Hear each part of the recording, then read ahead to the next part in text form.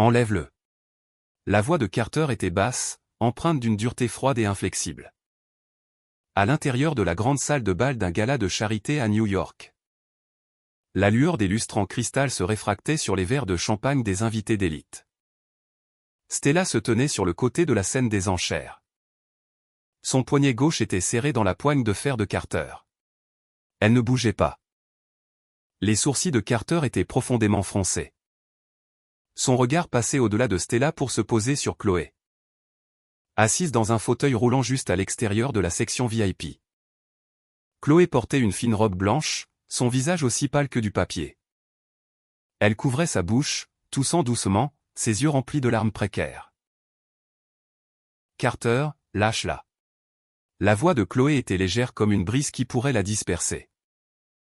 Je pensais simplement que la bague en diamant antique taille coussin sur la main de Stella ressemblait tellement à celle que ma grand-mère m'avait laissée. Celle que j'ai accidentellement perdue.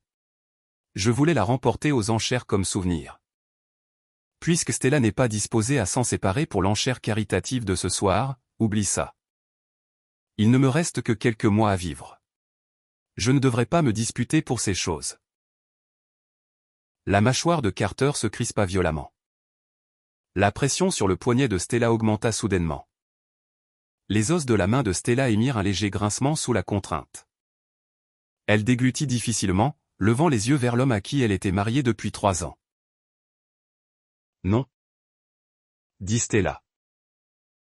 Sa voix était très légère. Pourtant incroyablement stable. Stella, n'as-tu aucune compassion? Les yeux de Carter devinrent froids, la regardant comme une étrangère déraisonnable. Ce n'est qu'un caillou de 5 carats cassé. Je t'en achèterai 10 meilleurs demain. Chloé en est déjà à ce stade et tu insistes pour l'humilier devant tout le monde ce soir. Ce n'est pas celle que tu as achetée. Le regard de Stella tomba sur l'annulaire de sa main gauche. Celle-ci appartenait à ma grand-mère. Assez. Carter la coupa impitoyablement, sans écouter la seconde moitié de sa phrase. Sa main droite saisit directement l'annulaire de la main gauche de Stella. À cause du gonflement dû à la grossesse précoce, la bague était coincée serrée. Sans aucune hésitation, Carter tira violemment vers l'extérieur, un sifflement aigu. La bande métallique racla brutalement la peau de son articulation, arrachant une couche de chair. Une douleur perçante traversa instantanément ses nerfs. Cette bague en diamant antique portant la chaleur corporelle de Stella et des traces de sang fut arrachée de force par Carter. Il ne lui jeta même pas un regard, la jetant négligemment sur le plateau d'argent des enchères caritatives voisins. Avec un tintement clair, la bague rebondit sur le bord du plateau d'argent. Roula le long du tapis rouge et continua à rouler droit vers les lourdes doubles portes de la grande salle de bal. Les invités autour haltèrent. Des murmures surgirent comme une marée. Stella regarda son annulaire vide. Du sang suintait de l'articulation, goutte à goutte, atterrissant sur l'ourlet de sa coûteuse robe de couture. Ses doigts commencèrent à trembler de manière incontrôlable. « Es-tu fou ?» demanda doucement Stella. Carter se retourna, la regardant de haut avec un regard condescendant plein d'avertissement et d'impatience. « C'est moi qui suis fou ou toi? Stella, quand es-tu devenue si vaniteuse et vicieuse, juste pour voler la vedette? Tu irais jusqu'à détruire le dernier petit souvenir d'une personne mourante. » En croisant son regard, l'estomac de Stella se retourna soudain violemment. Une forte nausée physiologique remonta dans sa gorge. La couleur quitta son visage en un instant, et elle recula inconsciemment d'un demi-pas, voulant se libérer de la présence oppressive de Carter. Carter pensa qu'elle allait marcher vers la bague, la ramasser et continuer à faire une scène. Un éclair de pure cruauté traversa ses yeux. Il leva la main. Une gifle nette, forte et impitoyable atterrit carrément sur le côté droit du visage de Stella. Toute la salle de bal devint complètement silencieuse. Chaque conversation, chaque note de musique fut étouffée par cette gifle. La tête de Stella fut projetée sur le côté. Un tintement aigu et perçant explosa dans ses oreilles. Une empreinte de main rouge et gonflée apparut rapidement sur sa joue gauche. Elle goûta le goût métallique rouillé du sang dans sa bouche. Pendant une seconde, son cerveau devint une feuille blanche de statique. Madame Sterling, si vous ne pouvez pas apprendre la décence la plus élémentaire, vous ne méritez pas de rester ici. Carter ajusta le poignet de son costume sur mesure, sa voix froide comme la glace. Excuse-toi auprès de Chloé tout de suite et rentre ensuite à la maison pour réfléchir à ton comportement. Des milliers de regards étaient rivés sur Stella. Il y avait de la moquerie, de la pitié et l'éclat de gens assistant à un bon spectacle. Le dirigeant de Sterling Enterprises, pour le bien de son premier amour malade, avait giflé publiquement sa femme légitime. Stella tourna lentement la tête. Elle poussa sa langue contre l'intérieur brisé de sa joue. Elle ne couvrit pas son visage, ni ne versa une larme. Elle regarda simplement calmement dans les yeux de Carter, rencontrant ses yeux calmes et morts sans une seule ondulation d'émotion. Le cœur de Carter sauta inexplicablement un battement. Ses doigts se recourbèrent légèrement à ses côtés. D'accord, dit Stella. Juste un mot. Elle ne marcha pas vers Chloé, ni ne jeta un autre regard à Carter. Elle se retourna. Ses talons foulèrent le tapis de laine épaisse tandis qu'elle sortait des portes de la grande salle de bal. Pas à pas, l'air dans le couloir était bien plus froid qu'à l'intérieur. Stella s'arrêta près de la plinthe rouge foncée près de l'entrée. Cette bague en diamant antique était posée là tranquillement. Elle se pencha, la ramassa et la serra dans sa paume. Dehors, devant le Plaza Hotel, la pluie tombait à verse. Le portier tenait un parapluie, voulant s'avancer pour l'accueillir. Stella l'ignora. Elle marcha sous la pluie, s'arrêtant près de la grille métallique d'une bouche d'égout au coin de la rue. Elle ouvrit sa main. Ploc. Cette bague en diamant antique laissée par sa grand-mère, qu'elle chérissait tant, que Carter avait publiquement jetée, tomba dans le tuyau d'égout nauséabond sans même une éclaboussure. Après cela, Stella s'appuya contre un poteau de lampadaire. Une crampe violente saisit son estomac. Elle s'accroupit sous la pluie torrentielle et commença à vomir violemment. Elle n'avait rien mangé de la soirée, ne ramenant que de l'eau aigre et amère. La pluie s'écrasait contre son dos, la glaçant jusqu'aux os. Quand elle eut fini, elle haleta lourdement, serrant son bas-ventre des deux mains. Une douleur lourde et traînante irradiait de l'intérieur.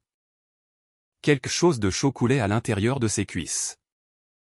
Sous la lueur jaune tamisée du lampadaire, Stella baissa les yeux et vit du sang couler le long de son mollet jusqu'à sa cheville. Un rouge aveuglant, rapidement emporté par la pluie en un rose pâle. C'était le bébé qu'elle avait découvert porté il y a moins de 2 semaines. Celui qu'elle n'avait même pas eu le temps de dire à Carter. Stella fixa cette flaque de sang un moment. Elle se leva lentement. Elle ne pleura pas. Ses mouvements étaient même plus stables et décisifs qu'à l'habitude.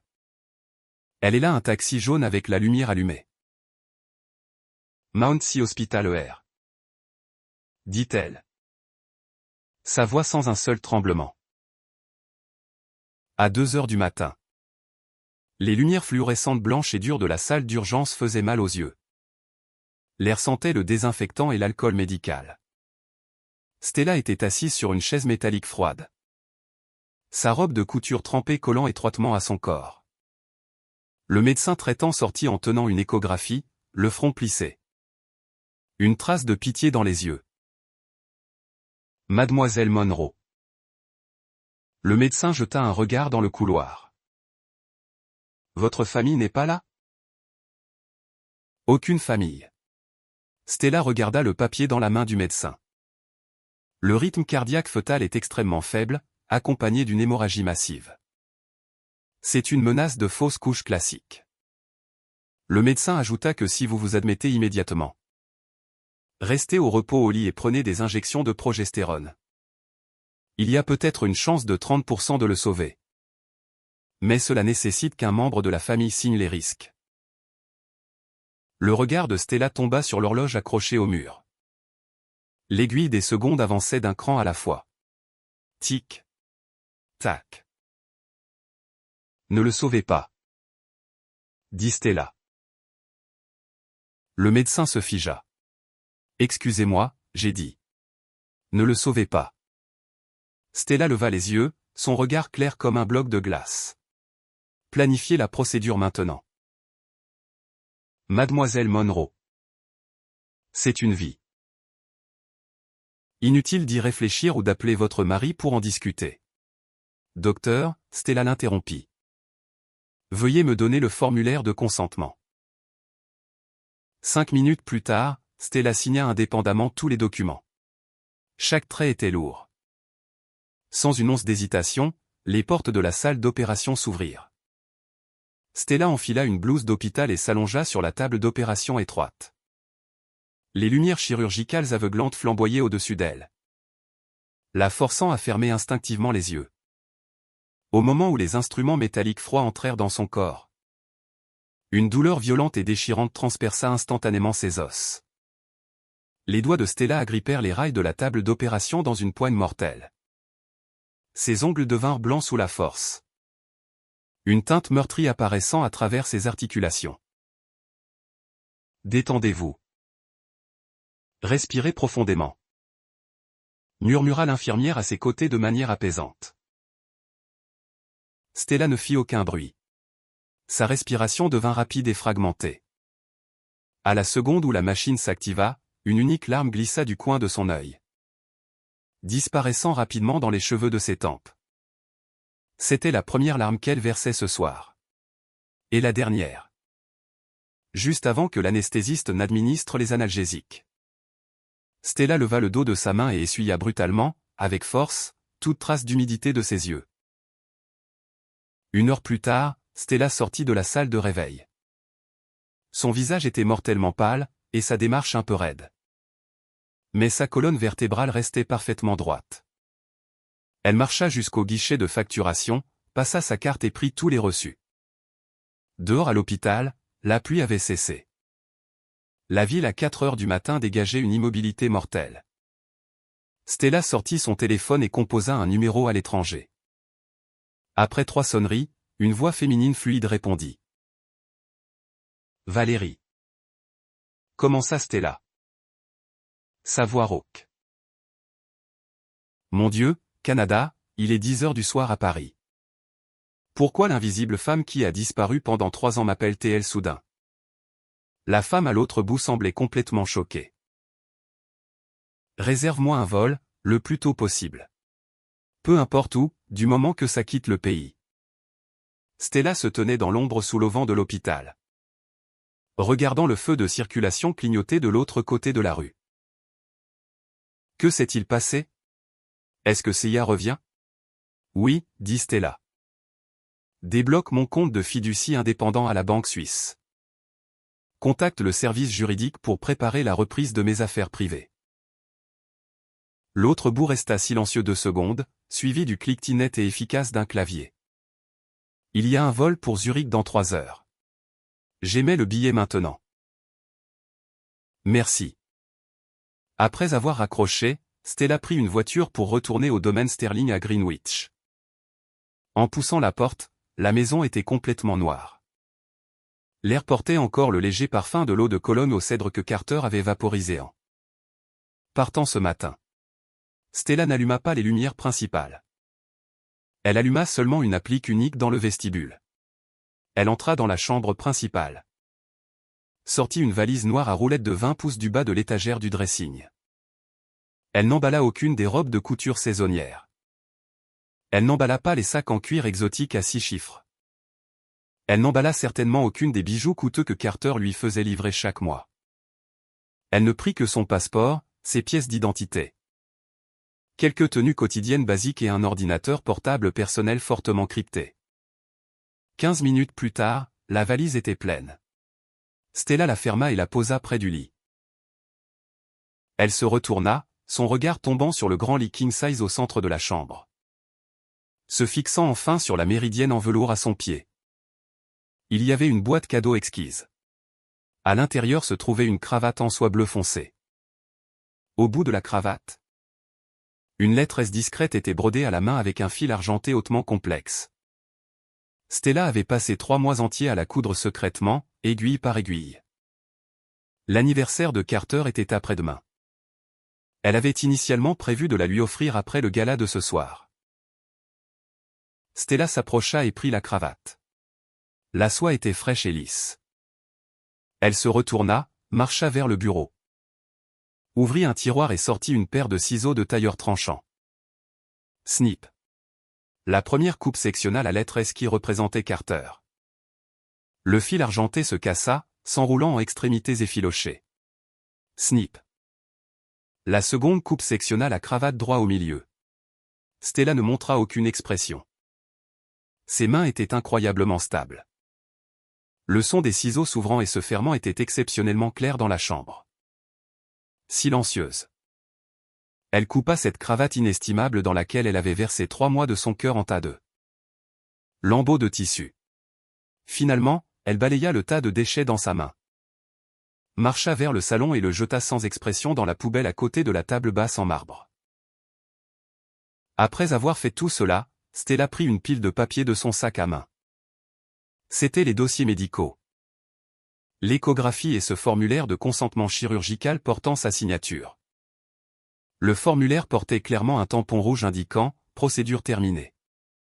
Stella posa cette pile de papier à plat au centre de la table basse. Pour les empêcher de s'envoler. Elle prit le verre en cristal baccarat que Carter utilisait habituellement pour boire de l'eau et pesa sur un coin des pages. À 5h30 du matin. Stella fit rouler sa valise noire hors de la porte d'entrée du domaine. L'horizon tournait déjà au gris pâle.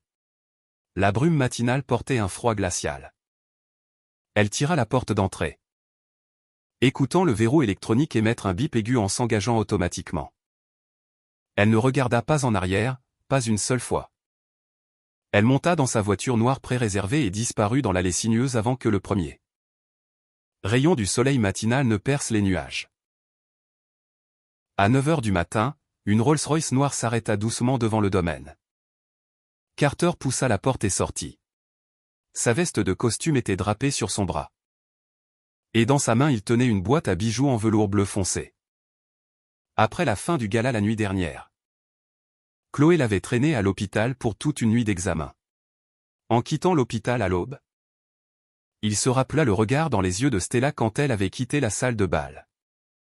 Une frustration irritable inexplicable monta dans sa poitrine. Il était allé en coulisses des enchères. Avait passé sa carte noire et acheté un collier de diamants à 10 millions de dollars. C'était sa méthode habituelle. Une gifle suivie d'une douceur. Stella était une femme intelligente. Tant qu'il lui offrait une porte de sortie, elle la prendrait et continuerait à être la parfaite et obéissante Madame Sterling. Carter poussa les portes d'entrée et changea de chaussures. Stella, appela-t-il, son ton portant son tranchant autoritaire habituel. Descends. La maison était morte silencieuse. Aucune réponse. Carter fronça légèrement les sourcils. Il entra dans le salon et jeta la boîte à bijoux sur le canapé. Toujours en train de faire un caprice, il desserra sa cravate. Son regard balayant négligemment la table basse. Cette pile de papier blanc attira instantanément son attention. Le verre en cristal les pesait. La feuille du dessus était une échographie. À côté de l'image en noir et blanc figuraient quelques lignes de texte froid. Les pas de Carter s'arrêtèrent. Il fixa ces mots, ses pupilles se rétrécissant légèrement. Il s'approcha, tendit la main, déplaça le verre en cristal et tira la pile de papier. Menace de fausse couche accompagnée d'hémorragie massive. Formulaire de consentement chirurgical. Signature du patient. Stella Monroe. Le tampon rouge dans le coin inférieur droit de cette dernière page piqua les yeux de Carter. Ses doigts se resserrèrent soudainement. Le papier fut écrasé en plis profonds dans sa paume. Ses articulations devinrent d'un blanc sans sang sous la force. Stella. La voix de Carter monta brusquement, portant une trace de panique. Il ne s'en rendit même pas compte lui-même. Il fit de grands pas jusqu'au 2e étage, chambre principale, et poussa la porte. La porte du dressing était grande ouverte. Dans la section de Stella, ses tenues les plus fréquemment portées avaient disparu. Cette valise noire à roulettes qui se trouvait toujours dans le coin avait aussi disparu. La respiration de Carter s'arrêta une seconde. Il pivota, son regard balayant la méridienne au pied du lit. La boîte qui contenait son cadeau d'anniversaire était vide. Ses yeux fouillèrent frénétiquement la chambre, se fixant enfin sur la poubelle à côté de la coiffeuse. Un tas de lambeaux de soie bleu foncé reposait tranquillement à l'intérieur. Quelques fils argentés cassés brillaient d'une lumière froide moqueuse sous le soleil matinal. Elle l'avait coupé en morceaux elle-même. Elle n'avait pas seulement détruit une cravate, mais toute sa dévotion sans réserve des 3 dernières années, et le tout dernier lien entre eux. Les paupières de Carter tressaillirent violemment. Un sentiment inédit et massif d'effroi saisit son cœur comme une main invisible. Le bébé était parti. Elle était partie. Elle n'avait rien emporté avec elle. Elle n'avait pris qu'elle-même, détruisant personnellement chaque trace qu'elle avait laissée. Carter sortit immédiatement son téléphone. Ses doigts étaient si peu coopératifs qu'il glissa l'écran mal 2 fois avant de composer le numéro de Stella. Un silence mortel répondit de l'écouteur. Puis vint une voix féminine mécanique froide. « Nous sommes désolés. Le numéro que vous avez composé est actuellement éteint. » Carter serra son téléphone fermement, debout au centre de la chambre vide. La lumière du soleil d'automne précoce tombait sur lui, mais il ne ressentait aucune chaleur. Seulement un froid profond jusqu'aux os se propageant de la plante de ses pieds jusqu'à son cœur. Jenkins, termine toutes les cartes noires et cartes de crédit supplémentaires au nom de Stella. Carter se tenait dans la chambre saccagée, serrant fermement ce formulaire de consentement chirurgical froissé dans sa main. Sa voix n'avait aucune inflexion, mais la montée et la descente rapide de sa poitrine trahissaient sa respiration. L'assistant à l'autre bout se figea clairement, prenant 2 secondes pour confirmer prudemment. « Monsieur Sterling, toutes ? » Même la carte Centurion illimitée a son nom. « Toutes » coupa Carter. « Notifie nos agents d'aviation d'entreprise et les équipages de vol privés. Sans ma signature, Stella ne peut pas affréter d'avion. Appelle aussi ses gestionnaires de patrimoine privé chez Chase et Citibank. Gèle ses privilèges de retrait de fiducie domestique. » Après avoir raccroché, Carter fixa le verre en cristal baccarat abandonné sur la table basse. 3 jours, pensa-t-il froidement. Une femme qui venait de subir une opération d'avortement sans aucune ressource financière. Qui pendant les 3 dernières années n'avait rien fait d'autre que arranger des fleurs et lire des livres à la maison. Une fois qu'il aurait coupé son flux d'argent et ses options de voyage. Combien de jours pourrait-elle survivre dehors? Déchirer la cravate, laisser les factures médicales. Ce n'était rien d'autre qu'une tactique autodestructrice pour le forcer à baisser la tête. Carter lissa lentement le formulaire chirurgical froissé dans sa main et le remit sous le verre en cristal. Sa mâchoire était tendue. Il ne baisserait jamais la tête. Le dirigeant de Sterling Enterprises ne permettrait jamais à quiconque de défier son autorité absolue de manière si définitive. Changer les codes de sécurité des portes d'entrée. Carter jeta un ordre au majordome attendant dehors, prit sa veste de costume et sortit à grands pas. La pluie à Zurich était glaciale. Stella, portant un trench coat noir, sortit du terminal VIP de l'aéroport. Le vent froid soufflait dans son col. Elle s'arrêta inconsciemment, sa main droite pressant fermement contre son bas-ventre. Une douleur traînante aiguë irradiait du fond de son pelvis. Une fine couche de sueur froide apparut sur son front. Si. La femme blonde qui attendait dehors s'approcha rapidement, saisissant son bras. Valérie regarda le visage mortellement pâle de Stella, ses sourcils se fronçant étroitement. « Tu dois aller à l'hôpital tout de suite. Tu ressembles à une feuille de papier. » Stella ferma les yeux et prit une profonde inspiration. Quand elle les rouvrit, la douleur dans ses yeux avait été complètement réprimée. Pas besoin. Allons au bureau du notaire. Stella se redressa, relâchant sa main de son estomac. Ont-ils bougé aux États-Unis? Valérie lui tendit une tablette. L'écran affichait plusieurs emails urgents. Il y a 10 minutes. Le service financier de Sterling Enterprises a gelé toutes tes cartes de crédit supplémentaires. De plus, ils ont émis des ordres de restriction aux banques privées. Plusieurs de tes comptes domestiques sont maintenant bloqués. Stella regarda les avis de gel sur l'écran. Glissa doucement son doigt et envoya les emails directement à la corbeille. Plus lent que prévu. Elle rendit la tablette à Valérie, ouvrit la porte de la voiture et monta. As-tu contacté l'équipe de sécurité privée à la maison? Sont-ils arrivés au domaine de Greenwich? Ils l'ont fait, mais Valérie monta sur le siège conducteur et démarra la voiture. Même si Carter a changé les codes. L'équipe de sécurité avait un accès physique de haut niveau et est entrée. C'est juste que la liste d'inventaire que tu as fournie. C'est 47 pièces de haute joaillerie et la douzaine d'antiquités du XVIIIe siècle. Le coût logistique pour les emballer et les expédier est astronomique. De plus, cela nécessite des déclarations douanières spéciales. Cela prendra au moins une demi-quinzaine. La voiture s'engagea sur l'autoroute suisse glissante. Stella regarda par la fenêtre les forêts de pins qui reculaient. Sa voix était légère, pourtant chaque mot distinct. Qui a dit que nous les expédions? Le pied de Valérie s'arrêta sur la pédale d'accélérateur. Pas expédié. La valeur estimée de ces articles combinés dépasse les 300 millions de dollars. Laisse-les là pour que Carter les récupère. Va acheter 2 marteaux de chantier lourds. Stella retira son regard. Fais en sorte que l'équipe de sécurité allume toutes leurs caméras corporelles. Assure-toi que chaque coin est enregistré. Valérie jeta un regard à Stella dans le rétroviseur. Réduis tous les émeraudes et diamants en poudre. Brise les antiquités en morceaux. Prends une paire de ciseaux et déchire les Hermès Birkin et toutes les robes de couture en bande. Le rythme de parole de Stella était tranquille.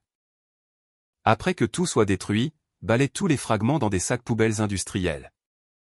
Emballe-les dans des caisses en bois et utilise le fret international le plus rapide pour les envoyer au service courrier du siège de Sterling Enterprises. Adressé au PDG. Valérie Alta. Sia, ce sont 300 millions de dollars. C'est les ordures que j'ai échangées contre 3 ans d'endurance et un enfant mort. Stella sortit son téléphone. Éjecta sa carte SIM américaine et la jeta négligemment dans le cendrier de la voiture. C'est sale. 5 jours plus tard, dans le bureau du PDG au dernier étage de Sterling Enterprises à New York. Carter était assis derrière son énorme bureau. Ses doigts tapotant impatiemment sur la surface en bois massif. L'assistant Jenkins se tenait devant le bureau, la tête baissée. Monsieur Sterling, la famille Monroe a répondu. Arthur Monroe a déclaré que sa fille ne l'a pas contacté ces derniers jours. Il a également dit que si sa fille fait un caprice à cause de mademoiselle Bennett, il l'appellera personnellement et la réprimandera. Lui disant de prioriser l'alliance entre les familles Sterling et Monroe. Les doigts de Carter s'arrêtèrent de tapoter. 5 jours, aucun enregistrement de dépenses, aucun contact avec ses parents. Pas un seul centime touché dans ses comptes domestiques. Elle s'était évaporée de la surface de la terre. Les yeux de Carter s'assombrirent. Il tendit la main, desserra sa cravate, prit son téléphone et ouvrit ses messages. Il trouva le contact de Stella. Le dernier message était toujours celui qu'il avait envoyé au gala il y a 5 jours. Rentre à la maison et réfléchis à ton comportement. Carter fixa cette phrase un moment. Puis ses doigts volèrent sur le clavier. Stella, ton jeu de guerre froide doit s'arrêter. J'ai bloqué toutes tes cartes. Même ton père pense que tu es déraisonnable. Tant que tu rentres avant vendredi, je peux faire comme si rien de tout cela n'était arrivé. L'affaire avec Chloé s'arrête ici. La position de Madame Sterling est toujours à toi. Il tapa le message, sentit que ce n'était pas assez, et ajouta une autre ligne. Tu n'as pas un centime à ton nom. Tu ne peux même pas te payer un hôtel. Ne me force pas la main. Envoyé. Un point d'exclamation rouge apparut immédiatement sur l'écran. Message non délivré. La paupière de Carter tressaillit violemment. Il fixa ce point d'exclamation rouge. Ses articulations devenant blanches alors qu'il serrait le téléphone. Bloqué. Elle avait osé le bloquer. Bien. Très bien. Carter laissa échapper un rire froid et claqua le téléphone face contre le bureau. Va vérifier ses dossiers de départ de passeport. Utilise toutes nos connexions pour découvrir exactement dans quel pays elle est allée. Je refuse de croire qu'elle peut disparaître dans les airs. Jenkins sursauta, terrifié. Juste au moment où il se tournait pour partir, la porte du bureau fut poussée par la secrétaire. Monsieur. Monsieur Sterling. Le visage de la secrétaire était cendreux, pointant vers la porte. Le service courrier en bas a envoyé plusieurs énormes caisses de fret internationales. Ils ont dit que Madame Sterling avait spécifiquement demandé qu'elle soit livrée directement à votre bureau. Carter se redressa droit comme un piquet. Un léger sourire froid tira au coin de sa bouche. Elle a craqué après tout, en envoyant ses bagages. C'était un prélude à la reddition, une façon de tester sa limite. Apportez-les. Carter se pencha en arrière dans sa chaise et ajusta ses poignets. 4 lourdes caisses en bois, chacune de plus de 3 pieds de large, furent traînées dans le spacieux bureau par plusieurs gardes de sécurité. Les caisses portaient des étiquettes d'expédition internationale de Zurich, Suisse. Ouvrez-les, ordonna Carter. Les gardes apportèrent des pieds de biche et arrachèrent les clous de la première caisse un par un. Le son des planches de bois heurtant le sol résonna avec un bruit sourd dans le bureau calme. Carter prit négligemment sa tasse de café. Au moment où le couvercle fut soulevé, une odeur de cuir poussiéreux et de débris se précipita. Jenkins se pencha pour regarder et son corps entier se figea instantanément comme une statue prise dans la glace. « Qu'est-ce que tu regardes ? Qu'y a-t-il dedans ?» Carter fronça les sourcils. La pomme d'Adam de Jenkins bougea difficilement, sa voix tremblante. « Monsieur Sterling, vous devriez regarder vous-même. » Carter posa sa tasse de café, se leva et s'approcha de la caisse. Au second où ses yeux tombèrent sur le contenu, les pupilles de Carter se contractèrent brusquement. Il n'y avait pas de vêtements soigneusement pliés. Il n'y avait pas de lettres suppliant pour la paix. À l'intérieur de la caisse se trouvait un tas de ruines absolues. Ce collier d'émeraude à 15 millions de dollars qu'il avait remporté pour elle chez Christie's était maintenant brisé en une douzaine de morceaux. Les pierres vertes avaient été pulvérisées par un objet lourd, couverte de fines fissures et de poussière. Cette Fabergé antique, qu'il avait spécifiquement dit à Stella d'essuyer soigneusement, était maintenant un tas d'éclats colorés reposant tranquillement au fond. À côté se trouvaient des dizaines de sacs Hermès Birkin déchiquetés. Les cuirs exotiques de crocodile et d'autruche avaient été violemment arrachés. Fermetures éclairs et fermoirs métalliques éparpillés partout. Toutes les 4 caisses en bois étaient entièrement remplies de ce genre d'ordures. La respiration de Carter s'arrêta.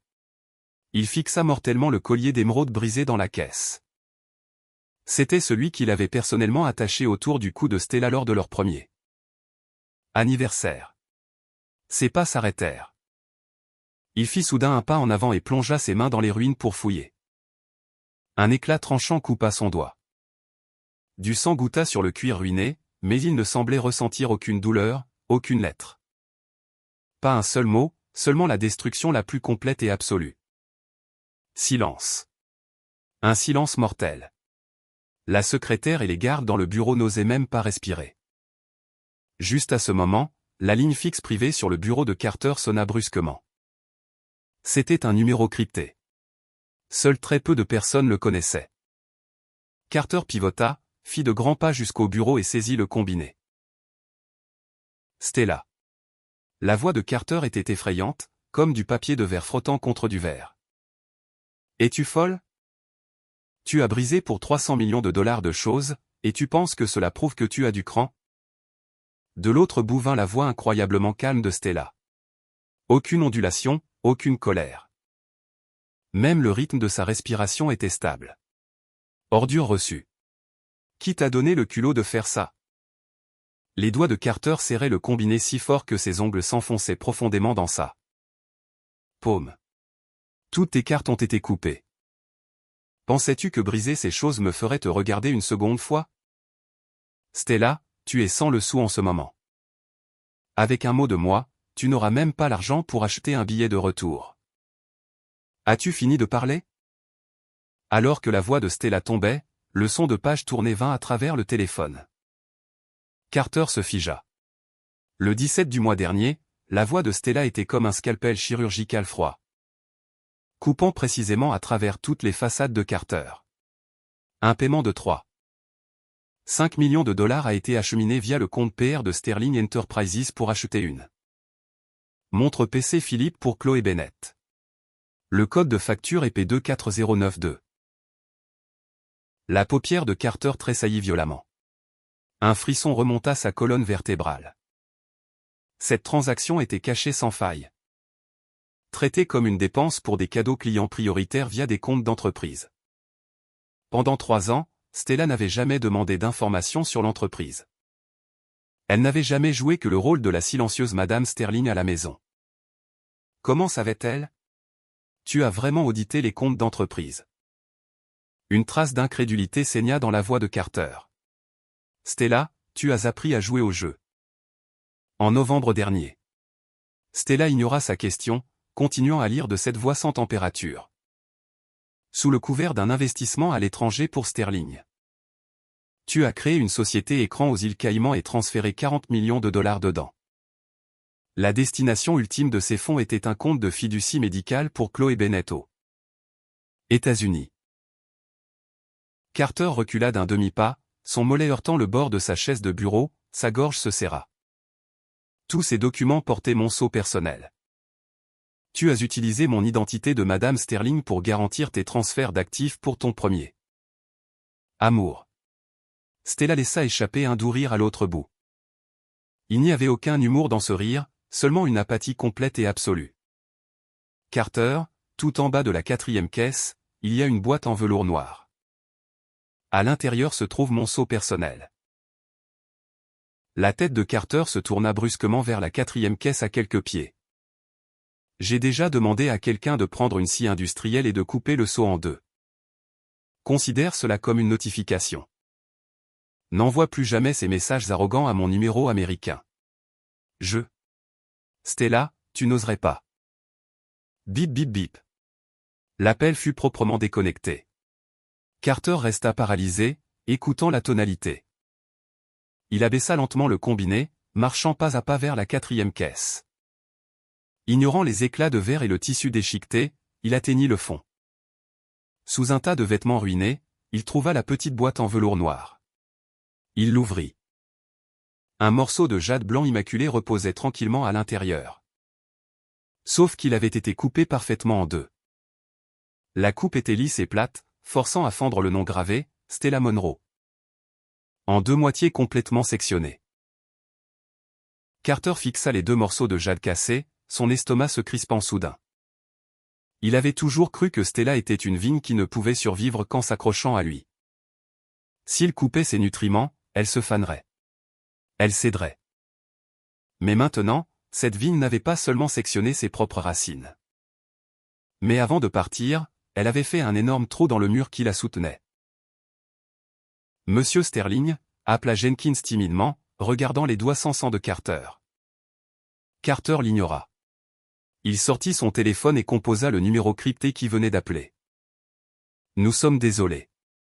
Le numéro que vous avez composé est hors service. Le pouce de Carter appuya fort sur l'écran jusqu'à ce qu'il devienne noir. Debout au milieu de 300 millions de dollars de ruines, regardant les gratte-ciel de Manhattan. Le dirigeant de cet empire absolu ressentit pour la première fois une panique nommée perte de contrôle rampait le long de sa colonne vertébrale au bord de ce jade brisé. Mets son nom sur la liste noire de l'industrie. D'ici la fin de la journée. Je veux des lettres confirmées tamponnées de chaque marque de joaillerie et maison de couture réputée du pays.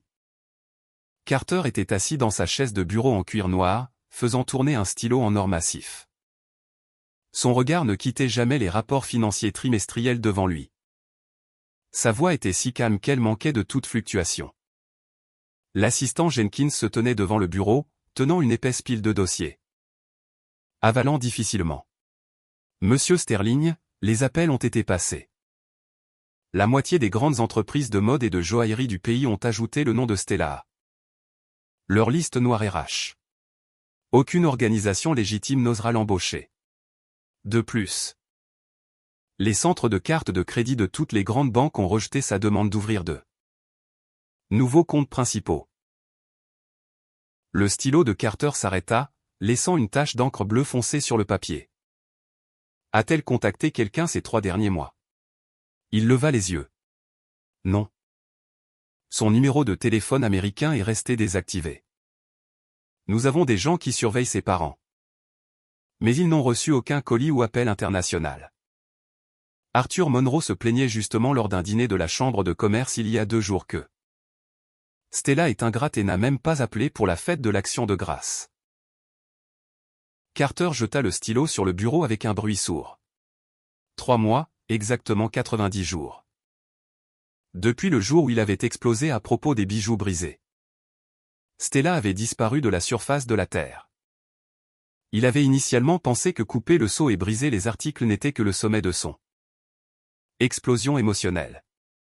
Une fois que l'adrénaline serait retombée, une femme habituée au luxe, affaiblie par une chirurgie récente, échouée dans un pays étranger, finirait par manquer d'options. Il avait scellé chaque avenue pour qu'elle trouve un emploi. Il voulait qu'elle réalise clairement que sans Carter, sans le titre de Madame Sterling, elle n'avait même pas le droit de survivre dans cette société. La porte du bureau fut doucement poussée. Chloé, portant un cardigan en cachemire ample et tenant un thermos, entra. Elle portait un maquillage très léger, la faisant paraître encore plus pâle. « Carter, tu es encore resté tard au bureau. » Chloé posa le thermos, regardant les cernes sous ses yeux avec douleur. « J'ai demandé au chef de faire de la soupe. Tu devrais en boire un peu. » Le regard de Carter tomba sur le thermos. Il ne bougea pas. Ses doigts tapotèrent inconsciemment 2 fois sur la coudoir. « Chloé, j'ai une vidéoconférence multinationale bientôt. » Son ton s'adoucit légèrement, mais son corps ne se pencha pas vers elle. « Ta santé est mauvaise. Tu ne devrais pas faire des trajets spéciaux au bureau. » J'étais juste inquiète pour toi. Chloé baissa la tête, tordant l'ourlet de sa chemise. L'action de la division luxe a chuté récemment. J'ai entendu du conseil d'administration. C'est à cause de ce qui s'est passé au gala. Cela a endommagé l'image haut de gamme de la marque. Carter, est-ce que je cause encore des problèmes? Si Stella est toujours en colère, je peux voler à l'étranger et m'excuser en personne. Cela n'a rien à voir avec toi. Carter la coupa, fronçant les sourcils. L'action fluctue parce que notre collection phare de la seconde moitié de l'année manque de l'endossement d'un designer international de premier plan. J'ai déjà géré le conseil. Mais Chloé mordit sa lèvre inférieure. J'ai entendu que la finale mondiale de haute couture à Paris le mois prochain est critique pour l'industrie. Cette designer légendaire de premier plan Sia annoncera son partenaire exclusif pour l'année prochaine après le défilé. Si nous pouvons obtenir un contrat avec Sia, l'action se stabilisera. Carter, peux-tu m'emmener à Paris? Je veux t'aider. Et je veux porter une des robes sur mesure de Sia pour vivre l'expérience. Carter regarda ses yeux pleins d'attente et resta silencieux quelques secondes. Paris. La dernière trace qu'il avait de Stella était en Europe. Bien que la piste ait refroidi rapidement, il avait le sentiment viscéral qu'elle y était encore. D'accord. Carter retira son regard. Demande à Jenkins de réserver les billets pour lundi prochain. 3 mois plus tard, la suite Pentouse au Four Seasons Hotel George V, Paris. Jenkins posa 2 invitations à feuilles d'or sur la table basse en marbre. Une fine sueur perlant sur son front. Monsieur Sterling, voici les billets pour le défilé de ce soir. Sa voix était faible. Carter se tenait près des fenêtres du sol au plafond, boutonnant ses poignets français. Il se retourna, son regard balayant les invitations, son visage s'assombrissant instantanément. Zone D, 2e rangée. Les pas de Carter s'arrêtèrent. Sterling Enterprises est l'un des 3 plus grands financiers du luxe sur le marché américain. Et tu me dis que nous n'avons obtenu que la 2e rangée en périphérie. Jenkins essuya son front, n'osant pas lever les yeux. Monsieur Sterling. Le plan de siège pour le défilé de ce soir a été personnellement rédigé par Antoine Dupont, le chef du comité mondial de haute couture. Dans leur cercle, ils ne se soucient que de la lignée de design et du prestige de l'industrie. Les financiers ne se classent pas haut à leurs yeux. Nous n'avons obtenu la zone des qu'en utilisant des connexions de haut niveau auprès de plusieurs banques partenaires européennes. La porte de la chambre s'ouvrit. Chloé sortit portant une robe incroyablement chère. Entendant les mots de Jenkins, son sourire se figea. « Carter, ne pouvons-nous pas nous asseoir au premier rang ?» Chloé s'approcha et prit doucement son bras. « J'ai entendu que le premier rang ce soir est rempli de royauté européenne et d'élite mondiale de la mode. Si nous nous asseyons à la deuxième rangée, les médias chez nous ne diront-ils pas que Sterling est marginalisé ?» Les doigts de Carter se resserrèrent lentement. Les veines sur le dos de sa main saillant légèrement. Il retira son bras de la prise de Chloé et lissa l'ourlet de son costume. « Les sièges ne sont pas le point ce soir. » Carter regarda les invitations, sa paupière tressaillant légèrement. « Le point est la soirée VIP après. Peu importe le coût, j'ai besoin de la signature de ce soir. Tant que nous obtenons un contrat exclusif avec SIA, nous serons VIP du comité l'année prochaine. » Il sortit son téléphone et vérifia l'écran. Dans ses contacts, cette photo de profil familière était toujours tranquillement dans la liste bloquée sans aucun mouvement. Au cours des 3 derniers mois, il avait versé d'immenses ressources à travers l'Europe. Cherchant Stella, mais c'était comme chercher une aiguille dans une botte de foin. Cette femme avait apparemment été effacée de la surface de la Terre. Allons-y. Carter glissa son téléphone dans sa poche de poitrine et marcha à grands pas vers la porte. Le vestiaire privé en coulisses du Grand Palais. L'air sentait le parfum de thé blanc. Dehors de la porte, le son de la musique du défilé testé et des talkie-walkie était chaotique et assourdissant. Mais à l'intérieur c'était si calme qu'on pouvait entendre le froissement du tissu. Stella était assise seule devant un énorme miroir de coiffeuse. Elle portait un blazer cintré noir plongeant bien taillé. Elle ne portait aucun bijou compliqué. Seulement une bague architecturale argentée tranchante sur son index droit. Elle se regarda dans le miroir. Sa mâchoire autrefois douce était maintenant tranchante comme une lame. Son visage était encore légèrement pâle. Mais ses yeux contenaient une intensité tranchante comme un rasoir qui faisait peur aux gens de regarder directement.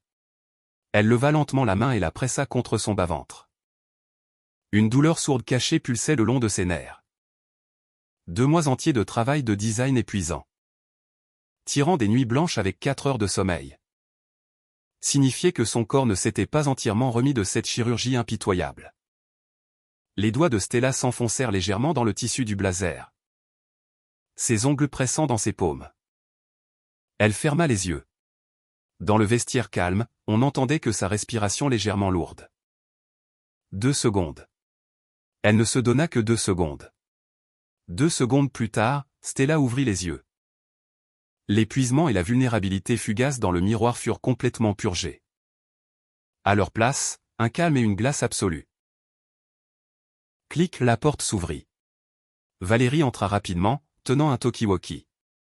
CYOUA. Les invités de devant sont tous assis. Monsieur Dupont attend à l'entrée VIP au bout du tapis rouge. Les gens de Sterling sont là aussi. Ils sont assis en zone D. Stella se leva. Attrapa négligemment un dossier sur la table et le tendit à Valérie. Prépare l'équipe juridique. Valérie prit le dossier, y jeta un coup d'œil et inspira brusquement. Es-tu sûr de vouloir appuyer sur la gâchette ce soir? Cela causera un tremblement de terre dans les mondes financiers et de la mode. L'action de Sterling s'effondrera probablement à l'ouverture demain. Fais-le. Stella n'offrit aucune explication. Elle marcha dans ses stilettos de 4 pouces. Poussa la porte et marcha fermement dans les lumières du couloir. Dehors du Grand Palais, une pluie d'automne tombait régulièrement. Le tapis rouge était flanqué par les médias mondiaux et des caméras flashantes. Des parapluies noirs fleurissaient dans la nuit comme des champignons. Carter et Chloé, guidés par le personnel, finirent de marcher sur le tapis rouge et attendirent au poste de contrôle de sécurité VIP. Carter, exactement qui est cette personne-ci? Chloé se plaignit impatiemment, te faisant même attendre ici en ligne. Elle est trop arrogante. Plus tard à la soirée, tu dois me présenter. Je veux qu'elle conçoive personnellement ma robe de mariée. Avant que Chloé ne finisse, les caméras environnantes flashèrent soudain comme folles, illuminant la moitié du ciel nocturne en blanc éclatant. Chaque reporter se tourna vers le début du tapis rouge, les objectifs zoomés. Une Maybach noire avec une plaque d'immatriculation spéciale de la mairie de Paris glissa silencieusement dans la zone de dépose du tapis rouge. La sécurité au poste de contrôle VIP tira instantanément les barrières serrées. Carter fronça les sourcils et regarda. Les personnes commandant ce genre de traitement en Europe pouvaient se compter sur les doigts d'une main.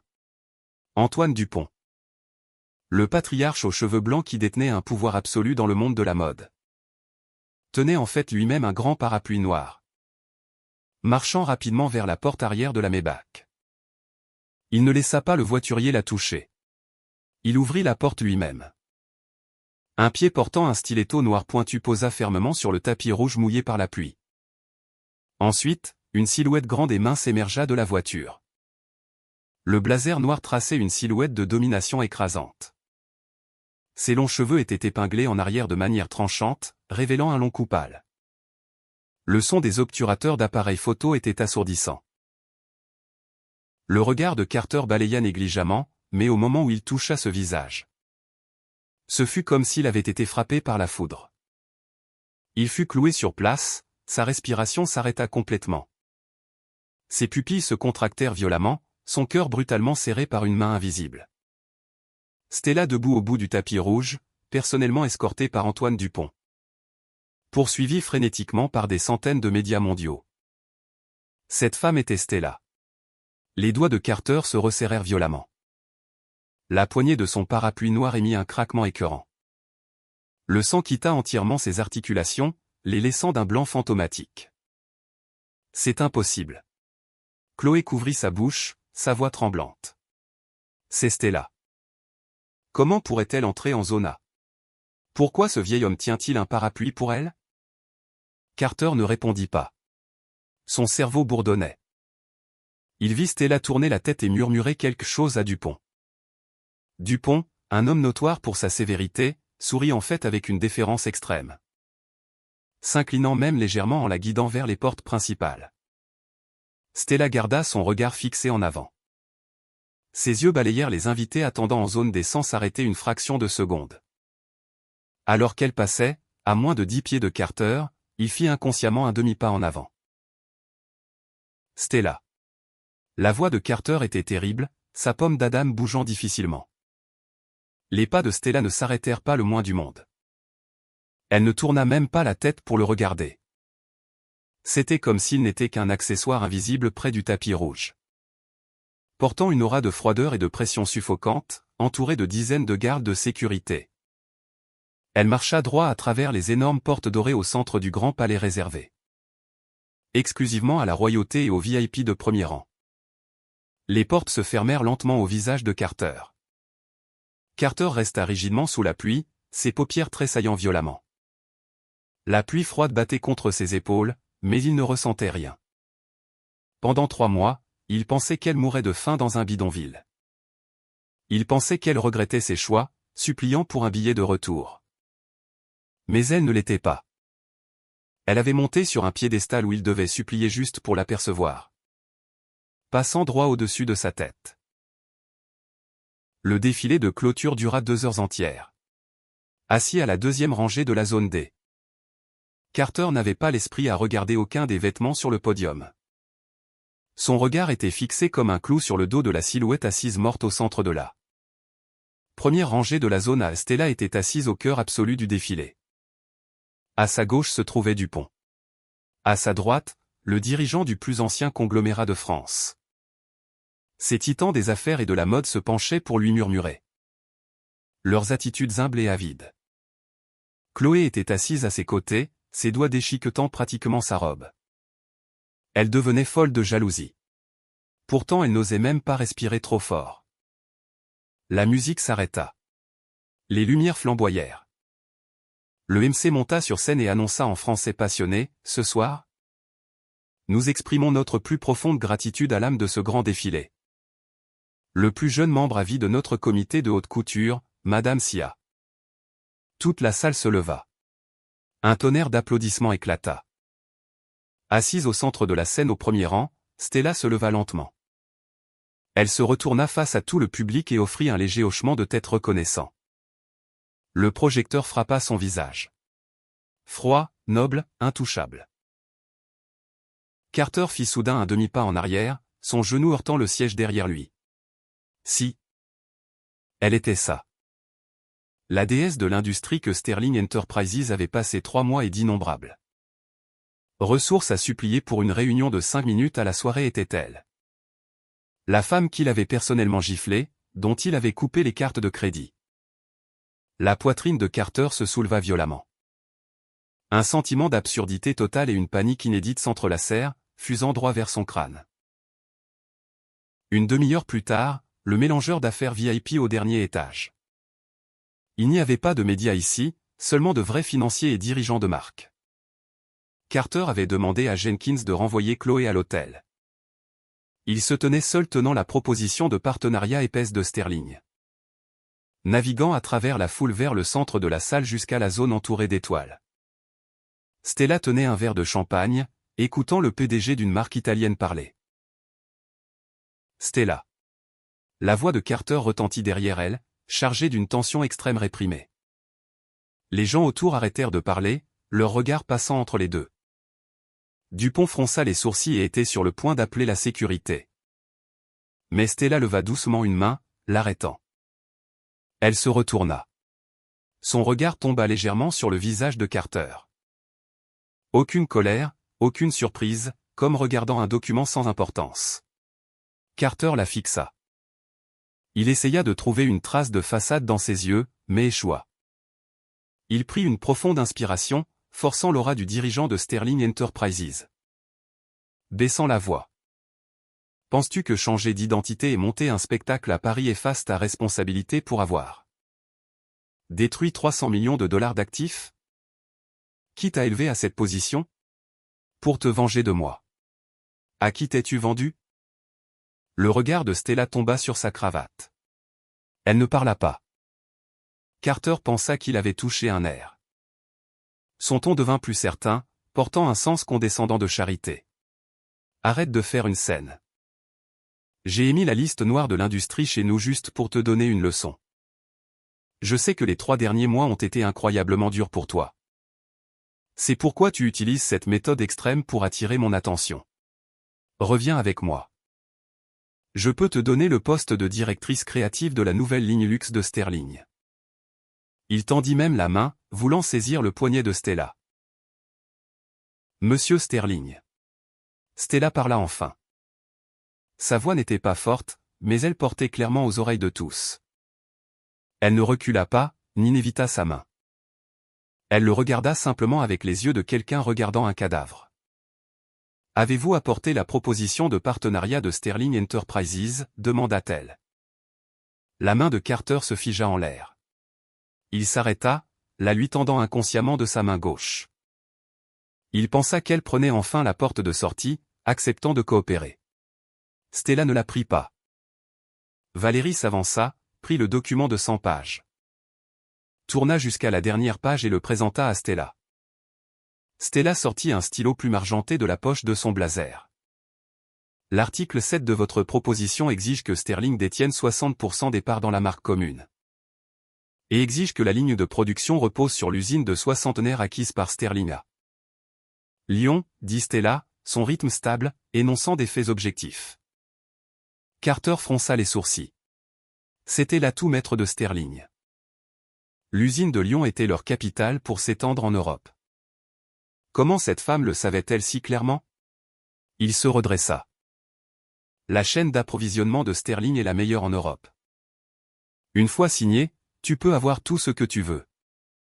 Dans le contrat d'acquisition de l'usine de Lyon il y a 2 ans. Il y avait un avenant de détention par procuration.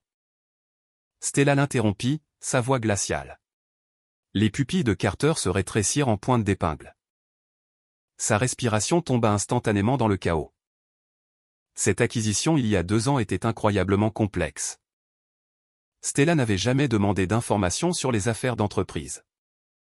Comment pouvait-elle avoir utilisé sa fiducie? Attends, c'était le compte caché qu'Arthur Monroe avait créé pour elle avant le mariage. Ce matin à 8 heures, Stella déboucha le stylo plume argenté. J'ai notifié à l'usine de Lyon de cesser indéfiniment de fournir toute matière première à Sterling. Les lignes de production luxe de Sterling en Europe sont maintenant complètement paralysées. Carter fit soudain un pas en avant, ses doigts se recourbant en poings serrés. Ses articulations si blanches qu'elles menaçaient de percer sa peau. Il avait toujours pensé contrôler tout. Il pensait que couper ses cartes coupait sa ligne de vie. Il ne s'attendait jamais à ce que pendant les 3 dernières années elle ait tranquillement tenu un couteau contre sa jugulaire.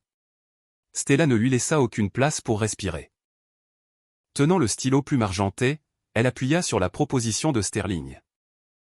Le document que Carter voyait comme une bouée de sauvetage. Et traça un énorme X impitoyable du coin supérieur gauche au coin inférieur droit. Le son de la plume déchirant le papier était assourdissant dans la salle calme. Votre proposition est rejetée. Stella jeta négligemment la proposition aux pieds de Carter. Les lourds documents éparpillés sur le tapis coûteux. Prends tes ordures et sors de mon défilé. Après avoir dit cela, elle jeta le stylo à Valérie, se retourna et marcha vers le salon VIP. Ne lui accordant plus un regard. Carter resta complètement seul au centre de la foule. Les élites européennes de la mode le regardaient comme un clown. Il baissa les yeux vers la proposition déchiquetée à ses pieds. C'était comme si une poignée de verre pilé était coincée dans sa gorge. Il ne pouvait ni l'avaler ni la cracher. Un sentiment massif de perte de contrôle et la terreur d'être complètement écrasé rampèrent enfin le long de sa colonne vertébrale rigide, se propageant sauvagement à travers tout son corps. Stella pressa sa paume droite à plat contre l'immense fenêtre du sol au plafond de son studio de design. La pluie froide de Paris martelait lourdement contre le verre extérieur. Des traînées d'eau serpentaient vers le bas, brouillant les lumières néons des rues en dessous. Le froid émanant du verre s'infiltrait dans sa peau, mais elle ne retira pas sa main. Du fond de son bas-ventre venait une douleur lente et lourde. 2 semaines de modélisme à haute intensité. Combinées à la guerre commerciale épuisante à la soirée de ce soir, avaient poussé son corps au bord de l'effondrement. Stella ferma les yeux et appuya son front contre le verre froid. Sa respiration était très légère et superficielle. Chaque inhalation venait avec une douleur inévitable dans le bas du dos. Ses doigts se recourbèrent inconsciemment contre le verre. Ses ongles raclant la surface lisse avec un léger grincement. L'interphone interne sur sa table à dessin clignota soudainement en rouge. CYOUA. La voix de Valérie vint à travers, mélangée à une panique évidente et du bruit de fond. Il y a une situation en bas. Carter Sterling a forcé l'entrée. La sécurité ne peut pas l'arrêter. Il devient physique. Devons-nous appeler la police? Stella souleva lentement son front du verre. L'épuisement et le brouillard physiologique de douleur dans ses yeux furent complètement purgés dans la demi-seconde qu'il fallut pour cligner. N'appelle pas la police. Stella se retourna, sa voix parfaitement égale. Laisse-le monter. 5 minutes plus tard. Les lourdes doubles portes en bois du studio furent violemment poussées de l'extérieur. Avec un bruit sourd, les portes heurtèrent les butées murales et rebondirent. Carter se tenait dans l'embrasure. Son coûteux manteau en cachemire brillant était complètement trempé. L'eau de pluie dégoulinait de ses cheveux en désordre.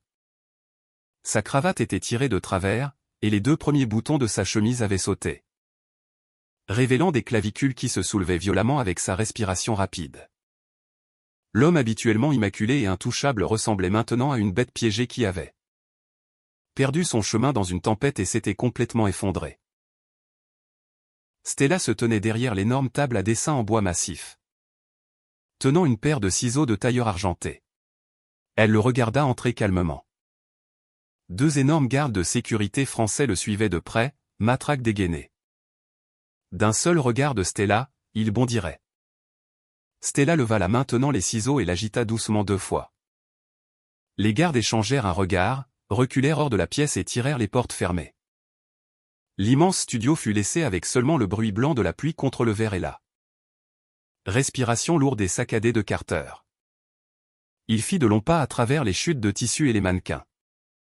Marchant droit vers la table à dessin, l'eau dégoulinait de son manteau sur le coûteux tapis perçant, fleurissant en taches sombres. « Es-tu satisfaite maintenant ?» Carter planta ses deux mains sur la table à dessin, fixant mortellement les yeux de Stella. Ses yeux étaient injectés de sang. Ses paupières tressautaient de manière incontrôlable. Les 4 chaînes d'approvisionnement principales de Sterling en Europe complètement fermées ce matin. L'action a touché le plafond baissier dès l'ouverture du marché. 30 milliards de dollars évaporés en une matinée. Le conseil d'administration est assis dans mon bureau en ce moment, frappant du poing sur la table. La voix de Carter était si rauque qu'elle semblait avoir été poncée. « Stella, tu as fait tout cela juste pour me forcer à venir te trouver, n'est-ce pas ?» Stella posa les ciseaux. Le métal heurtant le bois produisit un son froid et net. « Tu bloques mes patrons, dit-elle. La respiration de Carter s'arrêta. Il regarda son visage sans émotion, ses doigts se resserrant lentement sur le bureau. Ses articulations devenant d'un blanc fantomatique sous la force. Il prit une profonde inspiration. Se redressa soudainement et sortit une enveloppe manie de la poche intérieure de son manteau. Trempée. Il la claqua sur les patrons devant Stella. « J'ai renvoyé Chloé. » Le rythme de Carter s'accéléra, portant un besoin urgent de se prouver. « J'ai fait voler des gens pour l'emmener à Boston pendant la nuit. J'ai coupé toutes les cartes de crédit à son nom et repris la maison que j'avais prêtée à ses parents. Elle n'apparaîtra plus jamais devant nous. Ce qui s'est passé au gala de charité? J'ai été impulsif. Je m'excuse. » Il s'arrêta, poussant l'enveloppe légèrement en avant. À l'intérieur se trouve l'acte de transfert pour le domaine de Greenwich. J'ai fait transférer entièrement la propriété à ton nom seul. Et un accord de transfert pour 10% des parts d'actions de Sterling. Carter la fixa intensément, son ton portant une supplique désespérée qu'il ne réalisait pas. Mélangée à sa pression habituelle. « Stella, si tu as assez évacué ta colère, rentre à la maison avec moi. Tu es Madame Sterling. Nous sommes mari et femme. Avec ton statut et ta réputation actuelle, plus le capital de Sterling. Quand nous rentrerons aux États-Unis, personne n'osera plus jamais te regarder de haut. » Stella baissa les yeux. Son regard tombant sur le coin de l'enveloppe qui avait été humidifiée par la pluie. Elle ne tendit pas la main. « Quand as-tu découvert que j'étais à Paris ?» Stella posa une question complètement sans rapport. Carter se figea. « Cela n'a pas d'importance. J'ai utilisé. » « Tu as utilisé les privilèges de vol privé de l'autorité de l'aviation européenne. » Stella le coupa, son regard passant de l'enveloppe à son visage. « Parce que tu as découvert que le sanatorium de luxe privé que tu avais arrangé pour Chloé à Boston avait rejeté sa demande d'admission ce matin. » La pomme d'Adam de Carter bougea violemment. Stella prit les ciseaux de tailleur et tapa négligemment sur le bord de l'enveloppe. « Mercredi dernier, tu as fait traiter à Jenkins les papiers de transfert de Chloé. Tu pensais qu'en l'envoyant simplement hors de l'état, tu fermerais le chapitre. » La voix de Stella resta parfaitement plate. « Mais tu ne savais pas que le bailleur de fonds contrôlant de cette installation est mon partenaire. L'encre sur ta signature comme garant financier n'était même pas sèche avant qu'une copie ne soit placée sur mon bureau. » Le visage de Carter devint mortellement pâle. « Tu as même ajouté une clause à la garantie stipulant que tous les frais médicaux seraient couverts indéfiniment par les comptes offshore de Sterling. » Stella le regarda. « Carter, tu prends 10% des parts de Sterling, qui sont sur le point de devenir du papier inutile et un domaine hypothéqué pour acheter la loyauté. Avis de CIA. Pendant ce temps, tu pavais une route dorée à vie pour ton premier amour. Tes calculs sont plus serrés que tes cravates. C'était juste par obligation morale. » La voix de Carter monta brusquement. Il fit un pas en avant, son corps heurtant lourdement le bord de la table à dessin. Ses doigts s'enfoncèrent dans le bois, les veines saillant sur le dos de ses mains. « Elle ne vivra plus longtemps. Je voulais juste l'envoyer loin. » Stella, la personne dont je me soucie vraiment, c'est toi. Si je ne me souciais pas de toi, aurais-je abandonné le bazar à la maison? Risquer d'être destitué par le conseil, et voler 8 heures jusqu'à Paris pour te trouver?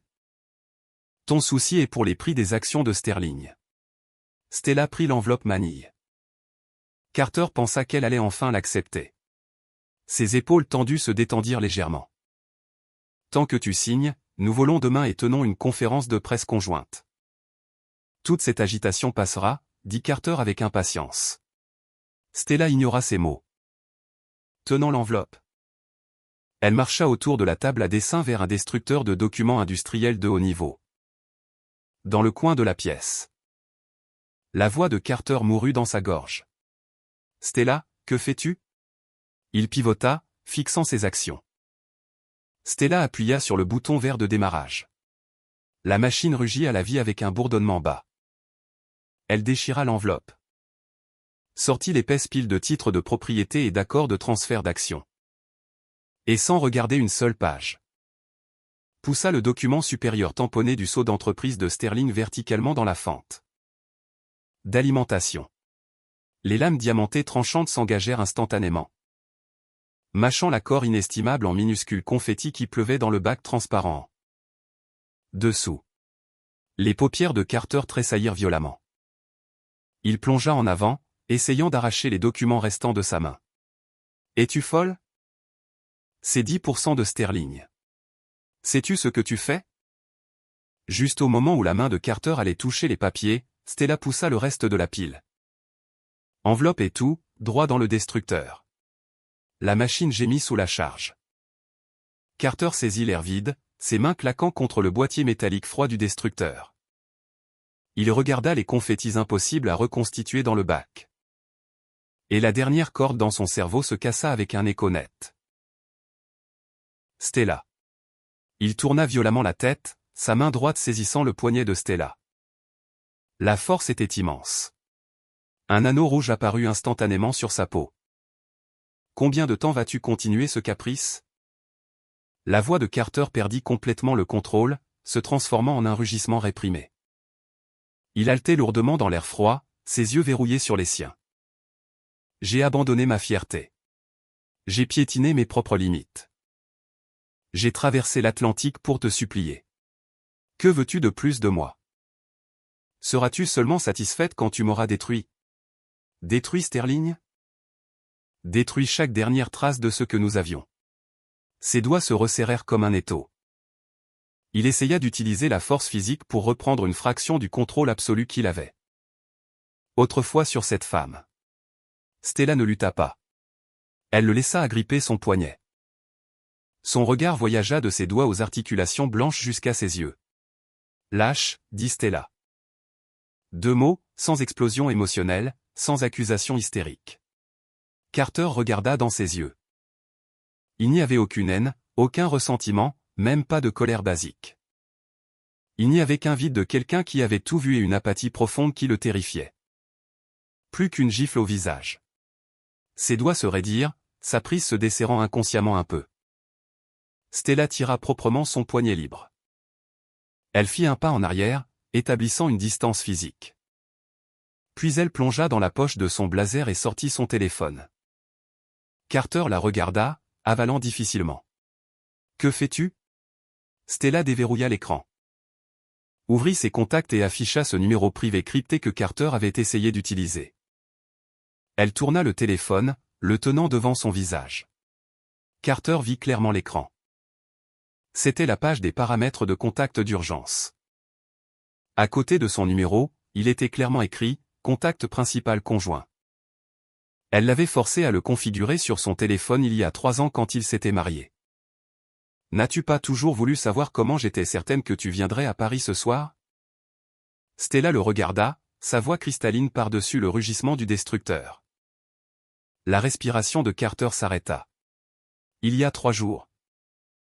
J'ai intentionnellement utilisé ce numéro pour me connecter au système de suivi des vols à la maison. » Le regard de Stella le perça froidement. Je savais que tes gens surveillaient toutes mes anciennes empreintes numériques. J'ai laissé cet accès de contact d'urgence actif. Je ne l'ai pas supprimé juste pour t'attirer ici. Carter vacilla, son dos heurtant le mur. Tu m'as attiré ici juste pour m'humilier en face. Sa voix trembla. Non. Juste devant les yeux de Carter, Stella tapa sur l'écran. Supprimer les privilèges de contact d'urgence. Confirmé. Ensuite, elle revint à la liste principale des contacts, glissa à gauche sur son nom. Supprimer le contact. Confirmé. Ce numéro familier disparut complètement de l'écran. Je t'ai attiré ici pour que tu puisses regarder de tes propres yeux pendant que je jette le tout. Dernier lien entre nous à la poubelle. Stella remit son téléphone dans sa poche. Elle regarda l'homme affaissé contre le mur, paraissant entièrement vidé de force. Tu pensais venir ici avec des actions et des maisons était un acte de grâce. Tu pensais que tout ce que j'ai fait était pour attirer ton attention. Sa voix résonna dans le studio caverneux. Carter, dès la seconde exacte où tu as arraché cette bague de mon doigt au gala. Tu étais déjà un homme mort pour moi. Carter la fixa. Ses lèvres s'entr'ouvrirent silencieusement, mais aucun son ne sortit. Ses mains pendaient mollement à ses côtés. Ses doigts tremblants d'une panique et d'un désespoir extrême. Il réalisa enfin qu'elle ne voulait vraiment plus de lui. Elle ne faisait pas un caprice. Elle ne négociait pas.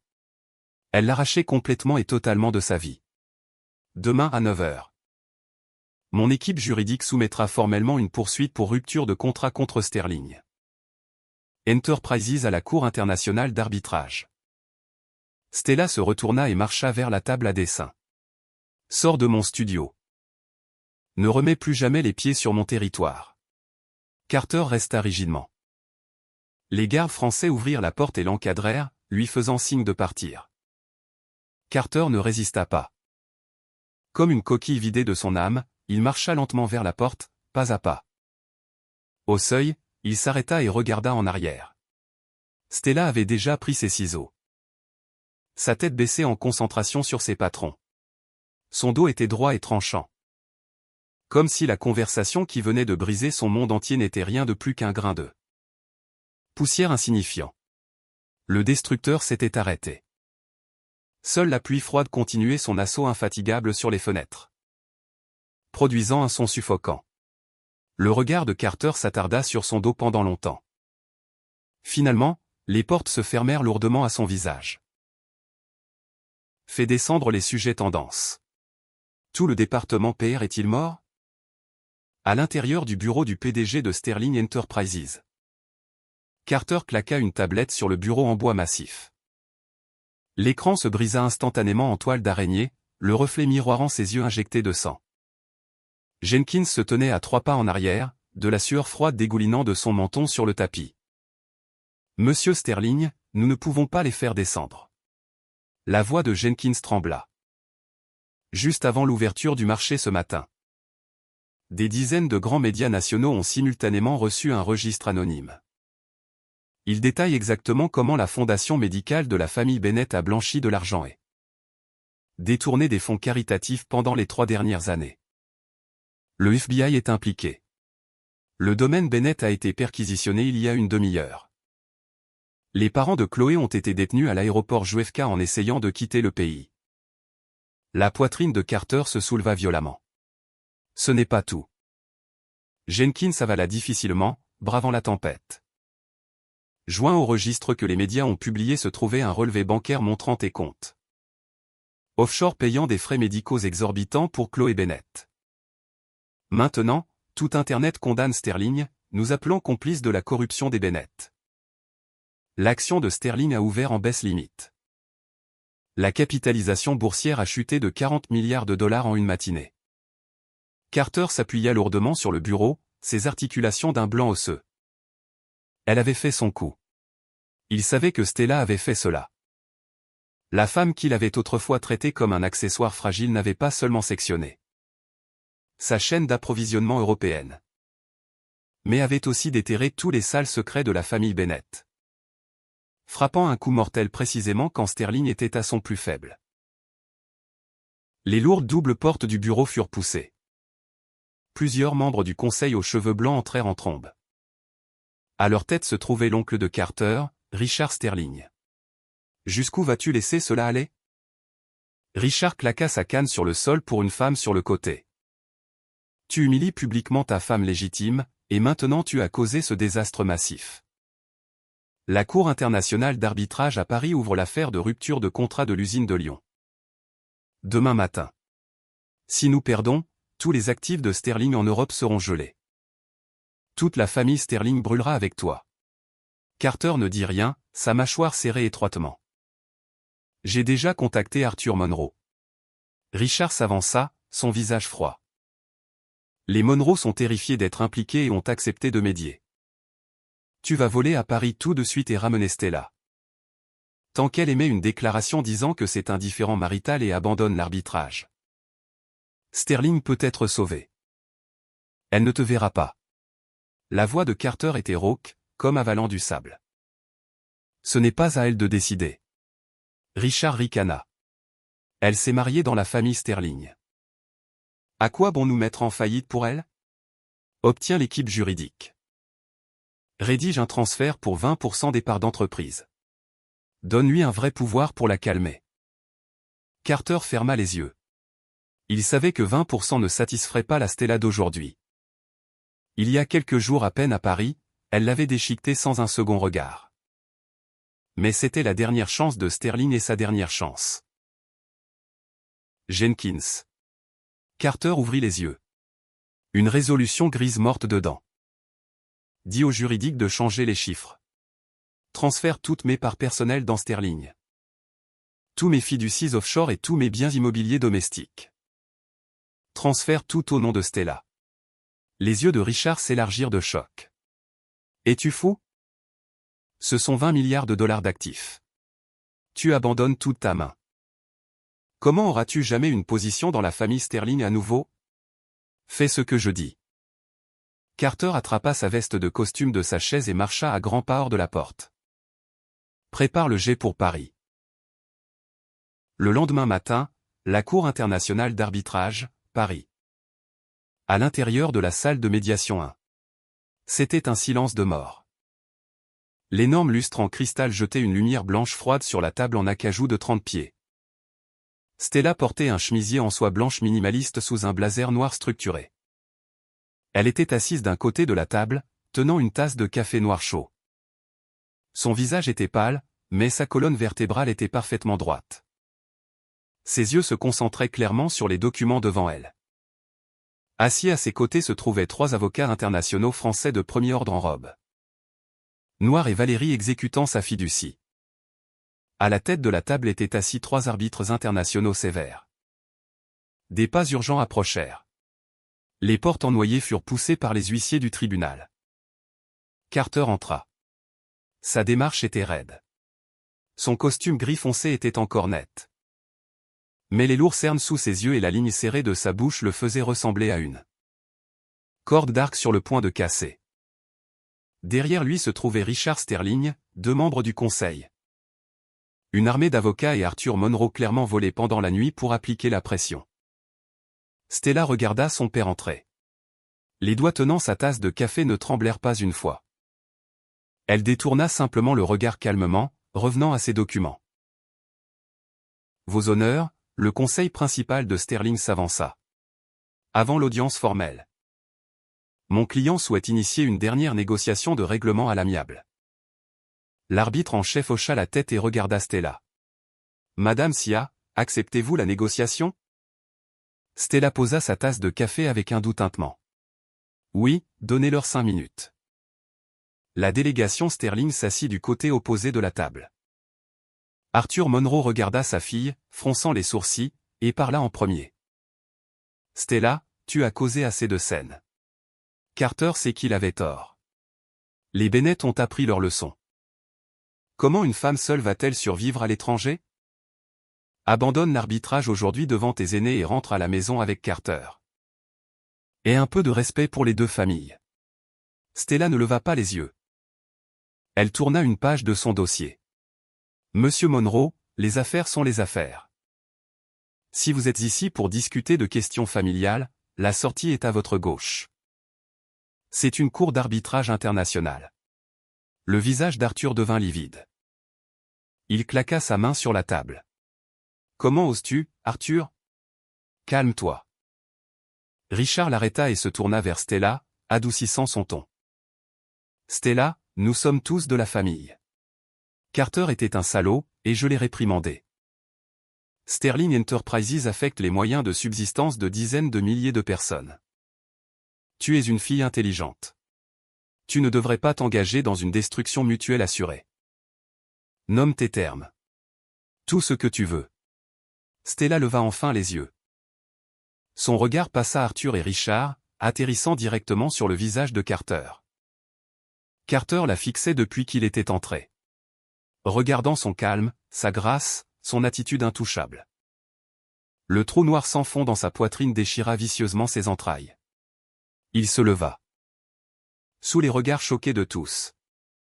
Carter marcha autour de l'énorme table en acajou pas à pas jusqu'à se tenir juste devant Stella. L'huissier s'avança, mais Stella leva une main pour les écarter. Carter s'arrêta à un demi-pas. Il la regarda de haut. « Stella !» Sa voix était brisée, tremblant violemment. Il sortit un épais document de sa poche intérieure.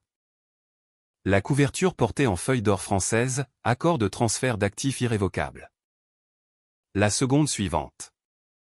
Les genoux de Carter se plièrent et il tomba directement sur le tapis rouge foncé. S'agenouillant juste devant Stella. Des halètements résonnèrent à travers la salle de médiation. Richard sursauta sur ses pieds, sa canne cliquetant sur le sol. « Carter, que fais-tu ? » »« Tu représentes la famille Sterling. » Arthur Monroe fut stupéfait en silence. Un PDG milliardaire, un tyran d'entreprise impitoyable. S'agenouillait devant une femme dans une cour internationale devant des avocats et des aînés. Abandonnant complètement sa dignité. Carter était sourd à la salle. Il tint le document des deux mains devant Stella, ses yeux si rouges qu'ils semblaient saigner. « Stella, ce sont 20 milliards de dollars. Toutes mes parts dans Sterling, tous mes actifs ici et à l'étranger. » Ses cordes vocales râpèrent. « Je l'ai tout apporté. Signe juste et tout est à toi. » Sa respiration était saccadée, teintée de suppliques désespérées. « Les parts, le titre de Madame Sterling. Tout est à toi. » Carter leva les yeux vers elle, serrant le dossier si fort que ses articulations étaient blanches. « Tu m'as assez puni. Rentre à la maison avec moi. » La salle était morte silencieuse, sauf la respiration lourde de Carter. Tout le monde regarda Stella.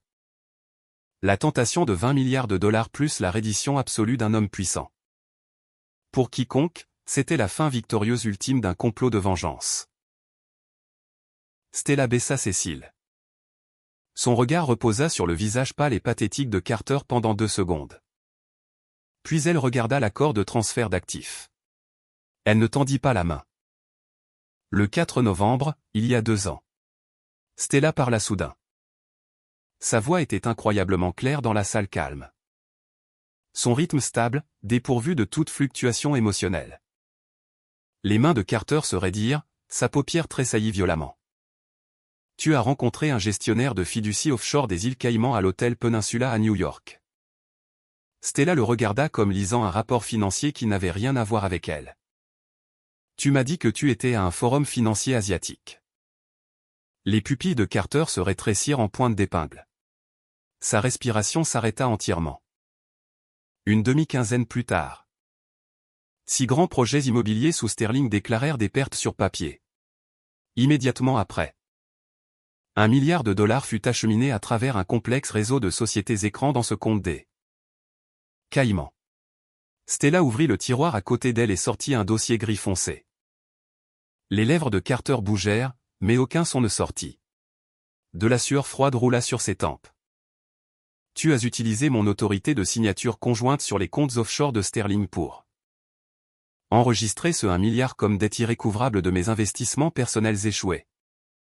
L'utilisant pour couvrir une évasion fiscale d'entreprise massive. » Stella déroula la ficelle du dossier. « Si l'IRS audite, je serai la partie responsable principale. » Non, non, la pomme d'Adam de Carter bougea. « Stella, c'était juste un évitement fiscal d'entreprise standard. Je n'ai jamais voulu te blesser. Je viens de. Tu as juste pensé que je ne lirais jamais les annexes en anglais. Tu as pensé que je serais pour toujours l'idiote attendant à la maison. Stella le coupa. Elle sortit une épaisse pile de papier du dossier et la claqua directement au visage de Carter. Le bord tranchant du papier coupa sa joue, laissant une fine ligne de sang. Des dizaines de pages de relevés bancaires tamponnés et de preuves de lanceurs d'alerte s'éparpillèrent sur le tapis, horriblement approfondis. Ceci est un rapport de lanceur d'alerte pour 1 milliard de fraude fiscale. Complet avec une chaîne de preuves pour le transfert illégal d'actifs matrimoniaux.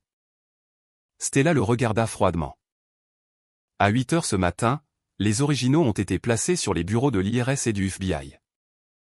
De l'autre côté de la table, les jambes de Richard lâchèrent et il s'effondra dans sa chaise.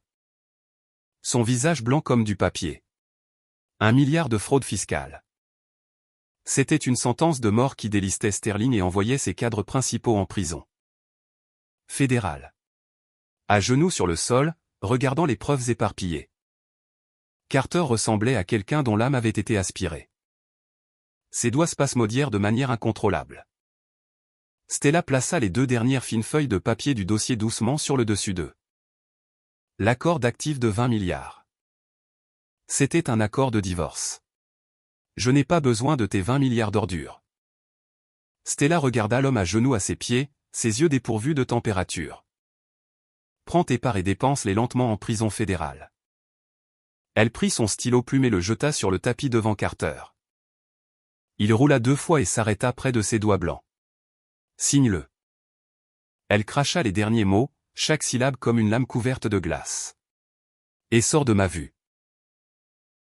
Les mains de Carter pressèrent contre le tapis. Il fixa l'accord de divorce. Les voix, la lumière, tout semblait être aspiré de son monde. L'empire dont il était si fier, le contrôle pour lequel il s'était battu si dur. La dignité qu'il avait abandonnée aujourd'hui. Tout avait été broyé en poussière devant ces quelques pages. Il essaya de lever les yeux vers Stella une dernière fois. Mais découvrit qu'il n'avait même pas la force de lever la tête. Une agonie déchirante déchira sa poitrine. C'était le désespoir de perdre vraiment tout, d'avoir chaque voie d'évasion sectionnée. Après 2 minutes de silence mortel. Les doigts tremblants de Carter atteignirent lentement le stylo. Le stylo plana au-dessus de la ligne de signature. Sa main trembla violemment. Le stylo personnalisé qu'il avait utilisé pour signer d'innombrables contrats de milliards de dollars pesait maintenant comme un fer à marquer. La salle était silencieuse. Les yeux de tous étaient fixés sur sa colonne courbée. Il avala difficilement. Son regard se déplaça des lettres grasses de l'accord de divorce. Essayant de voir le visage de Stella. Stella était assise en face de lui, regardant son téléphone, faisant défiler un email en français. Si je signe, abandonneras-tu vraiment l'arbitrage? La voix de Carter était sèche, s'accrochant à une microscopique lueur d'espoir. Stella ne leva pas les yeux. Tu n'as pas le droit de poser des questions. Carter ferma les yeux, prit une profonde inspiration et appuya lourdement la plume sur le papier. La signature était tordue et brouillonne. Alors qu'il finissait le dernier trait, la plume déchira le papier. Il lâcha. Le stylo roula loin. J'ai signé. Carter leva les yeux. Stella, je n'ai plus rien. Maintenant, pouvons-nous? Avant qu'il ne finisse, Valérie s'approcha et arracha l'accord. Stella verrouilla son téléphone, se leva, le mit dans sa poche. Donna une instruction à Valérie et prit son blazer de la chaise. Juste à ce moment, les lourdes portes en noyer furent violemment poussées de l'extérieur. 4 officiers de police financière française entrèrent à grands pas, armes holstées. Tenant un mandat, suivi de 2 agents d'Interpol.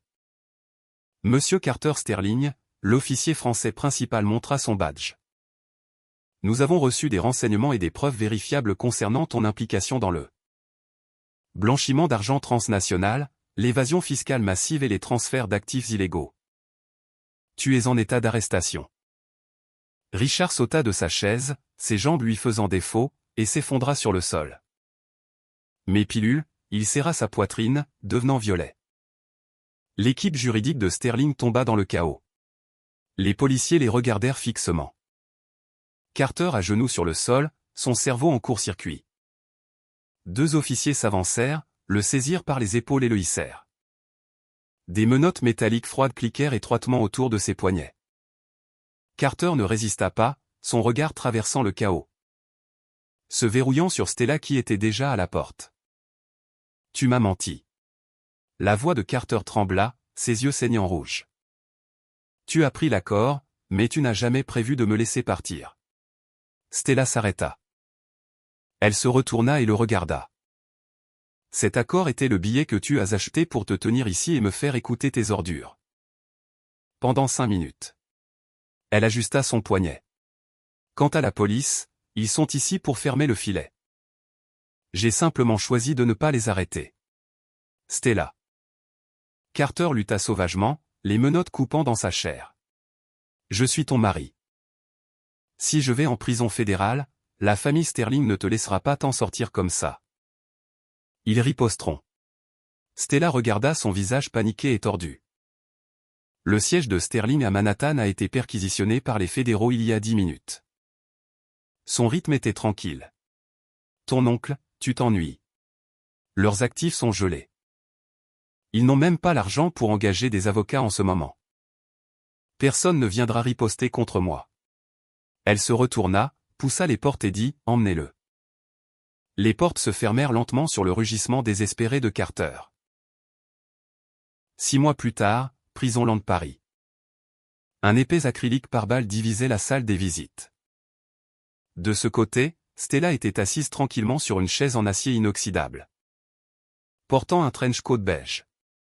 De l'autre côté, la porte métallique s'ouvrit. Carter, portant une combinaison grise et de lourdes chaînes, fut libéré par les gardes. Ses cheveux étaient rasés courts. Ses joues étaient profondément creusées, ses pommettes saillantes. L'ancien milliardaire intouchable n'était maintenant qu'une coquille creuse. Il s'assit au verre, ses mains tremblantes prenant le combiné noir. Stella prit le sien. « Tu es finalement venu me voir. » Carter fixa la femme de l'autre côté du verre, sa voix râpant comme un soufflet cassé. 3 mois. Le garde a dit que si je ne signais pas ce formulaire de liquidation d'actifs offshore, tu continuerais à envoyer des convocations au tribunal chaque mois. Tu détestes les tracas, donc tu es venu. Stella regarda ses lèvres craquelées. Le chef exécutif de l'équipe de liquidation est mon partenaire. Si je n'étais pas venu, il a 30 voies légales pour saisir de force tes actifs. L'œil de Carter tressaillit. Ses articulations devinrent blanches sur le combiné. Alors pourquoi es-tu venu? Sa respiration s'accéléra, pressant son corps contre le verre. Stella, je sais que tu me hais. Mais le fait que tu sois assise ici aujourd'hui prouve que tu te soucies encore. Pendant 6 mois, j'ai pensé à nos 3 années ensemble chaque jour. Tu avais peur du noir. Chaque nuit, tu laissais une lumière allumée dans le couloir en m'attendant. Tu avais un mauvais estomac, mais pour m'accompagner au gala, J'ai laissé la lumière allumée dans le couloir pour que la caméra cachée ait assez de lumière pour enregistrer. La voix de Stella était complètement plate. Les mots de Carter s'étouffèrent. Pour enregistrer tout le processus de toi amenant les avocats de Chloé dans le bureau à minuit pour transférer des actifs matrimoniaux. Carter fixa, la bouche ouverte. Quant à t'accompagner au gala, Stella regarda son visage tordu et choqué. À ces soirées, j'ai obtenu les contacts privés des héritiers de 3 grands conglomérats européens. Il y a 3 mois, ils sont devenus les investisseurs série A pour la marque CIA.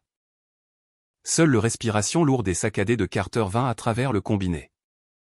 Ses souvenirs les plus fiers de sa femme profondément dévouée furent négligemment déchiquetés en confetti par Stella. Signe les papiers. Stella pressa un formulaire d'autorisation contre le verre. Carter fixa le document et commença soudain à rire. Il rit jusqu'à ce que des larmes coulent sur son visage. Il prit le stylo et signa son nom sur le document que le garde lui tendit. 2 ans plus tard, salle de médiation du tribunal familial Paris. Carter portait un costume délavé. Grâce à sa coopération avec l'enquête financière transnationale et la reddition de tous les actifs cachés, sa peine fut réduite et il fut libéré il y a 1 mois. Sans le sou et restreint des dépenses de luxe, il louait un sous-sol dans le 13e arrondissement. Ses mains serraient fermement un magazine tabloïd froissé. La couverture présentait des photos de paparazzi. Sia portant un costume de couture tenait la main d'une fille de 2 ans sortant d'une école maternelle privée à Paris. La petite fille avait des traits mi-asiatiques, de grands yeux et un doux sourire. Les mains de Carter tremblaient violemment d'excitation. La porte s'ouvrit et Stella entra. Elle portait un maquillage léger et avait l'air radieuse, dégageant une confiance impeccable et détachée. Elle ne regarda pas Carter, s'asseyant directement en face de lui. « Votre honneur » Carter se leva brusquement, claquant le magazine sur la table avec impatience. Parlant en français cassé. Ceci est la preuve. Quand elle m'a quitté il y a 2 ans, elle était enceinte. Cet enfant a 2 ans et demi. La chronologie correspond parfaitement. C'est ma fille. J'ai des droits de visite. J'exige un test ADN immédiat. Il se tourna, ses yeux brillants fixés sur Stella. Stella, tu ne l'as pas avorté. La voix de Carter tenait une extase presque maniaque. Tu m'as menti. Tu as une autre bébé. Je ne veux plus rien d'autre. Je veux juste la voir une fois par mois. Je suis son père biologique. La loi me soutiendra. Stella ouvrit son sac Hermès. Elle sortit un fin dossier transparent et glissa un document d'hôpital avec un tampon rouge sur la table à Carter. Carter baissa les yeux. Rapport de pathologie échantillon. Tissu embryonnaire avorté. Date, 17 novembre, il y a 2 ans. La nuit exacte du gala de charité. L'extase se figea sur le visage de Carter. Il fixa ses lignes, son esprit se vidant.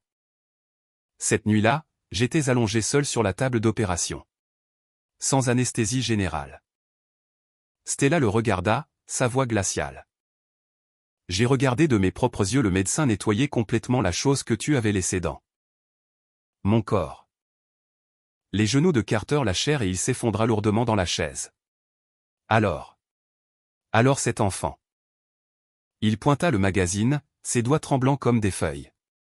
Stella sortit un second document. Certificat d'adoption international. Nom, Mia.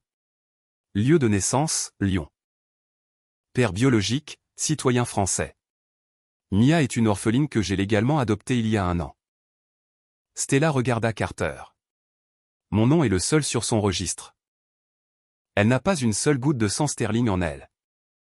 Et elle ne saura jamais qu'un homme nommé Carter Sterling existe dans ce monde. Carter fixa les papiers d'adoption. Le tout dernier brin d'espoir dans son cœur. La seule pensée qu'il avait gardée en vie dans ce sous-sol ces derniers mois fut broyée en cendres. Par Stella juste devant le juge. Des cendres que même le vent ne pouvait disperser. Non. Carter serra sa tête des 2 mains, laissant échapper un gémissement de bête piégée. Pourquoi? Pourquoi préférerais-tu adopter l'enfant d'un étranger? Parce que j'avais besoin d'une famille.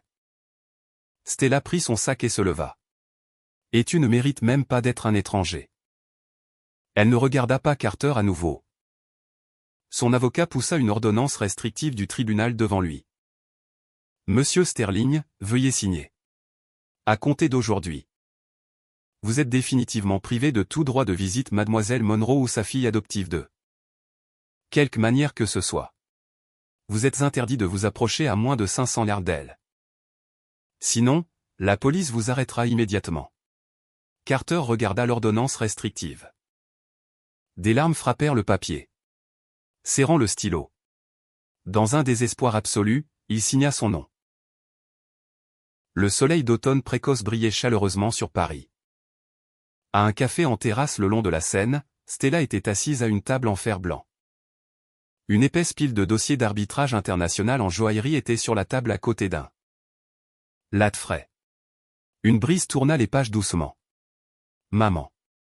Une voix claire et douce appela. Stella ferma le dossier et leva les yeux. Une petite fille en salopette courut maladroitement, tenant une feuille d'automne dorée qu'elle venait de trouver. Stella sourit, se leva, ouvrit les bras et prit sa fille dans son étreinte. Elle embrassa la joue de la fille, ses yeux remplis d'une liberté et d'une confiance sans entrave. La lumière du soleil dansait dans ses cheveux, la dessinant dans une lueur aveuglante. Et dans les ombres de l'autre côté de la rue se tenait l'ancien milliardaire intouchable Carter. Portant un manteau en lambeaux, il se tenait à côté d'une poubelle. L'ordonnance restrictive le clouait strictement à 500 yards. Il regardait Stella dans la lumière du soleil. Il regardait le vrai sourire radieux sur son visage. Un sourire qu'il n'avait jamais vu une seule fois pendant leur mariage. La poitrine de Carter se souleva violemment. Un souffle se coinça dans sa gorge, forçant des larmes au bord de ses yeux. Il s'accroupit lentement, enfouissant son visage durement dans ses mains. Ses épaules tremblant violemment dans le vent d'automne.